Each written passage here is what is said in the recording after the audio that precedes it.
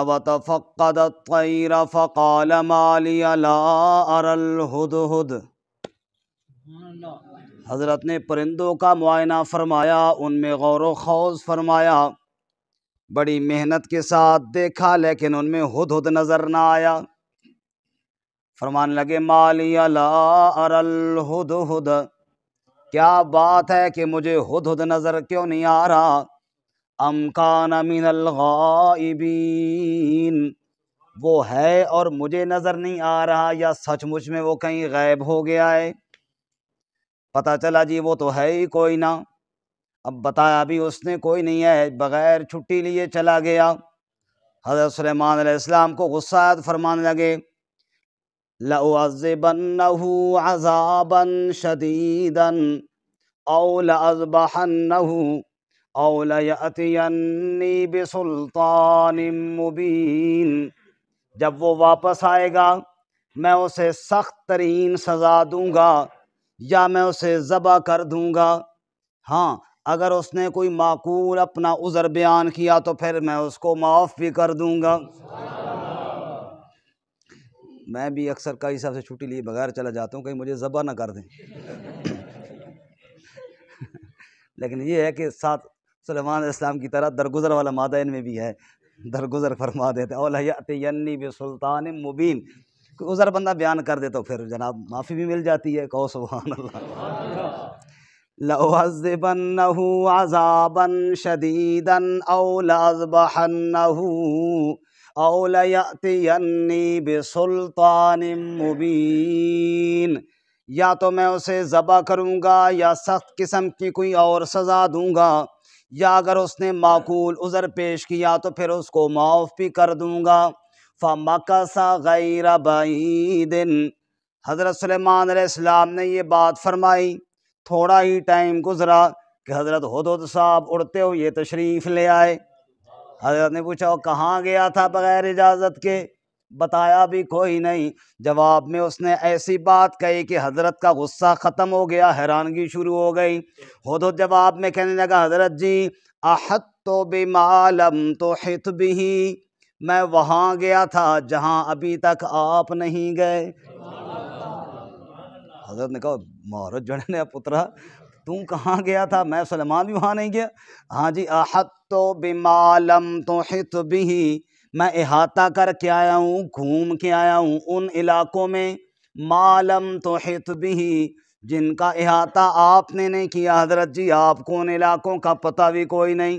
اچھا وَجِئْتُكَ مِن سَبَإٍ بِنَبَإٍ یقین، حضرت جی میں اڑتا گیا اور اڑتا گیا اور اڑتا گیا حتیٰ کہ ملک سبا کے اندر چلا گیا، اور حضرت جی آپ کے لیے بڑی اہم خبر لے کر آیا ہوں۔ جوں وہ بات کرتا گیا حضرت کا غصہ ختم ہوتا گیا، حیرانگی کے اندر تجسس پیدا ہو گیا، اچھا کہاں گیا تھا، کیا دیکھا ہے، کہاں سے تو آ رہا ہے؟ کہنے لگا جی انی وجدت امرأة تملکہم وأوتیت من کل شیء ولہا عرش عظیم۔ حضرت میں اڑتے اڑتے سبا کے علاقے میں چلا گیا، وہاں میں نے ایک عجیب منظر دیکھا، انی وجدت امرأة، وہاں میں نے ایک عورت کو دیکھا، تملکہم، جو ان کی ملکہ بنی ہوئی ہے۔ حضرت جی بڑی عجیب بات یہ ہے کہ ملکانی بنی ہوئی ہے عورت، اور وہ باقی ساری سرکاریں نیچے اس کے ماتحت ہیں۔ معلوم ہوا پرندہ بھی سمجھتا ہے حکومت کے قابل عورت نہیں، حکومت کے قابل مرد ہوا کرتا ہے۔ اور بات ہے بھی الرجال قوامون علی النساء۔ خیر حضرت جی ایک تو میں نے یہ بات دیکھی ان کے اندر بے وقوفی والی کہ مرد ہیں موجود لیکن ملکہ عورت کو بنایا ہوا ہے، بادشاہ اس کو بنایا ہوا ہے، اور وَلَهَا عَرْشٌ عَظِيمٌ، اس کا ایک بڑا سارا تخت بھی ہے۔ حضرت جی وہ تخت پر بیٹھتی ہیں اور سارے جناب نیچے بیٹھتے ہیں، اس کے ماتحت ہیں، ملکانی اوپر بیٹھتی ہیں، ملک نیچے بیٹھتے ہیں۔ یہ نظام ہے حضرت جی۔ ایک تو میں یہ چیز دیکھ کر آیا ہوں، اور ایک اور چیز میں نے کیا دیکھی، وجدتها وقومها یسجدون للشمس من دون اللہ۔ حضرت جی اس سے بھی بڑی بات تمہیں بتاؤں، میں نے دیکھا وہ عورت بھی اور اس کی ساری رعایا بھی اللہ کو چھوڑ کر سورج کا سجدہ کرتے ہیں۔ اللہ اکبر۔ پرندہ بھی سمجھ رہا ہے کہ سجدہ صرف کس کو کرنا چاہیے، وجدتها وقومها یسجدون للشمس من دون اللہ، اللہ کو چھوڑ کر سورج کا سجدہ کر رہے ہیں۔ وَزَيَّنَ لَهُمُ الشَّيْطَانُ أَعْمَالَهُمْ فَصَدَّهُمْ عَنِ السَّبِيلِ فَهُمْ لَا يَهْتَدُونَ۔ اے حضرت جی بڑی عجیب بات ہے، شیطان نے سیدھے راہ سے ایسے ان کو بھٹکا دیا ہے کہ اللہ کا در چھوڑ کر سورج کے سامنے جھک رہے ہیں۔ سورج کا ابھرنا تو دیکھتے ہیں، اس کا ڈوبنا نہیں دیکھتے۔ اللہ یسجدوا للہ الذی یخرج الخبا فی السماوات والارض، نہیں سجدہ کرتے اس ذات کا جو دانے کو نکال کر باہر لے آتا ہے، فی السماوات ولا فی الارض، آسمانوں میں چھپا ہوا ہو، زمین کے اندر چھپا ہوا ہو۔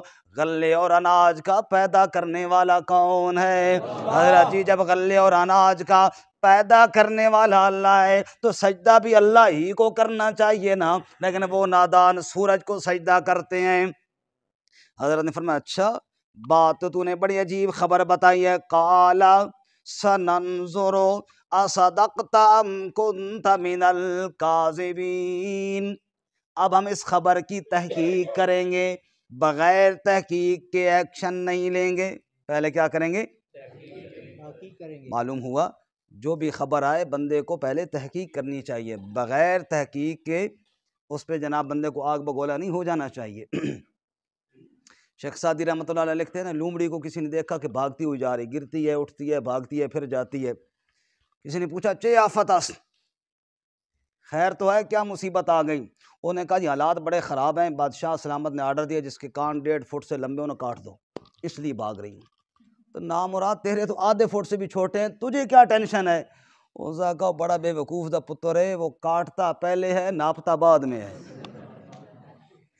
یہ والا کام نہیں ہونا چاہیے، پہلے تحقیق بعد میں اس پہ عمل درآمد ہونا چاہیے۔ خیر حضرت نے فرمایا قال سننظر اصدقت ام کنت من الکاذبین، اب ہم غور کریں گے، اب ہم دیکھتے ہیں کیا تو نے سچ کہا ہے یا تو نے جھوٹ کہا ہے۔ اذهب بکتابی ھذا فالقہ الیہم ثم تول عنہم فانظر ماذا یرجعون، اب کیسے پتہ چلے کہ تو نے سچ کہا ہے؟ اذهب بکتابی ھذا، یہ میرا خط لے جا، جا کر اس ملکہ کو دے دے اور پھر واپس آ جا، فانظر ماذا یرجعون، پھر دیکھتے ہیں وہ کیا جواب دیتے ہیں، پتہ چلے گا۔ خط جب ان کے پاس جائے گا وہ اس کو پڑھے گی، پھر جواب دیں گے، تیری حقانیت اور صداقت کا بھی پتہ چل جائے گا، سچ اور جھوٹ بھی واضح ہو جائے گا۔ حضرت نے خط لکھا، خط اس کی طرف دیا، ہدہد لے کے اڑتا اڑتا جناب پہنچا، جا کے اس ملکہ کے پاس پھینک دیا۔ جیسے بعض مفسرین لکھتے ہیں جناب روشن دان سے گئے اور جا کے اس کے اوپر خط ڈال دیا۔ خط اس نے دیکھا، اب وہ خط پڑھ کے سنا رہی اپنے دربار کے اندر، قالت یا ایھا الملأ انی القی الی کتاب کریم انہ من سلیمان وانہ بسم اللہ الرحمن الرحیم اللہ تعالی علی واتونی مسلمین۔ خط اس کے پاس گیا، خط اس نے کھول کر پڑھا، پھر آئی دربار میں، درباریوں کو کہنے لگی یا ایھا الملأ، اے میرے درباریوں، انی القی الی کتاب کریم، میرے پاس ایک عزت والا خط آیا ہے، یعنی شاہی خط آیا ہے سر بمہر، جیسے شاہی مہر ہوتی ہیں وہ خط آیا ہے میرے پاس۔ اچھا جی کس کا خط ہے؟ انہو من سلیمان، خط سلیمان کی طرف سے ہے، اور اس میں کیا ہے؟ وَإِنَّهُ بسم اللہ الرحمن الرحیم، اور خط میں سلیمان نے کہا میں اللہ کا نام لے کر شروع کرتا ہوں جو بے حد و بے حساب رحم کرنے والا ہے۔ پہلے اپنا نام، پھر اللہ کا نام، اور آگے خط کا مضمون کیا ہے؟ اللہ تعالو علیہ واتونی مسلمین۔ خط کے اندر یہ لکھا ہے اللہ تعالو علیہ، جب خط میرا تمہارے پاس جائے خط پڑھ کے سرکشی نہ کرنا بلکہ مسلمان بن کر سیدھا میرے پاس آ جاؤ۔ مختصر خط میں پہلے اپنا نام لکھا انہو من سلیمان، معلوم ہوا پہلے اپنا تعارف کروانا چاہیے، اور رسول اللہ صلی اللہ علیہ وسلم نے جو خط لکھوائے ان میں حضور نے بھی پہلے اپنا نام لکھا، من محمد الرسول اللہ صلی اللہ علیہ وسلم الی مسلمۃ الکذاب، مثلا حضور نے مسلمہ کذاب کی طرف خط لکھوایا، پہلے اپنا نام لکھوایا۔ سلیمان علیہ السلام بھی انہ من سلیمان و انہ بسم اللہ الرحمن الرحیم۔ معلوم ہوا بندہ کسی کو کال کرے نا تو فون پر پہلے اپنا تعارف کروانا چاہیے، پہلے کیا کروانا چاہیے؟ بعض ہمارے ساتھی ہیں اللہ ان کو خوش رکھے، وہ کال کرتے ہیں نمبر ہمارے پاس ہوتا نہیں ہے، بندہ پوچھے ہاں جی کون صاحب بات کر رہے ہیں، کہتے تم پہچانو نا، بھول گئے ہوں سانو ایک گلا چنگیاں تا نہیں، کرتے ہیں نہیں کرتے اس طرح؟ اتنا جناب ٹینشن میں ڈال دیتے ہیں بھائی میں نہیں پہچان سکا، بعض دفعہ بندہ مصروف بھی ہوتا ہے، آپ مہربانی فرمائیں جناب آپ بتا دیں، کہتے ہیں نہیں جی نہیں تسی ذرا دماغ سے زور دو، مجھے تو اس طرح کہتا ہے میں تو فون بند کر دیتا ہوں، پھر وہ کال کرتا رہتا ہے نہیں اٹھاتا ہوں جب تک وہ میسج میں اپنا نام لکھ کر نہیں بتاتا کہ میں کون ہوں۔ بھائی ہمارا دماغ اتنا ویل ہے کہ جناب زور دیتے رہے خواہ مخواہ پہ تو کون ہے، پہلے تو اپنا تعارف کروا تو کون ہے، اور یہی سنت طریقہ بھی ہے۔ حضور اقدس صلی اللہ علیہ وسلم گھر میں تشریف فرما تھے نا، باہر دستک ہوئی، آپ نے پوچھا کون ہے دروازے پر، صحابی نے کہا جی انا یا رسول اللہ، میں ہوں جی۔